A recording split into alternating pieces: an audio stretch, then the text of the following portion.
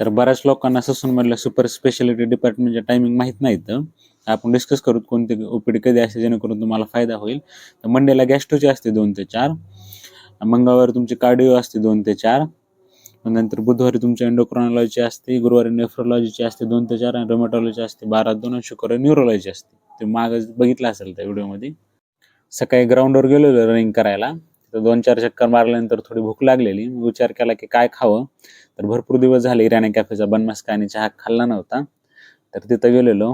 तर तिथला बनमस्का भारी भेटतो तिथं. स्टफ्ड विथ चीज टाकलेला असतं भरपूर. हेल्थसाठी तर लई चांगलं नाही, पण कधी-मधी चालतं.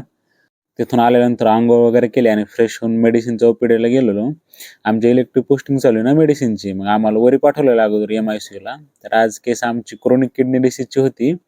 पण त्या पेशंटला इन्फेक्टिव्ह एंडोकार्डायटिस झालेला. तर MICUहून केस घेऊन आलो होतो. तर आता मॅम ओपीडीमध्ये आहे सध्या.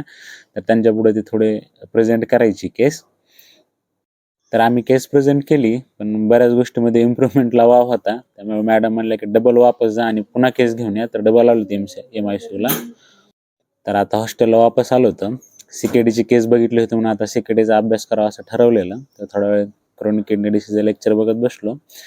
मग पुन्हा शरद पवार साहेबांचे पुस्तक घेतलं वाचायला. सारखं मेडिसिन वाचून पण बोर होतं. त्यामुळे बाकीच्या गोष्टी पण वाचल्या पाहिजेत.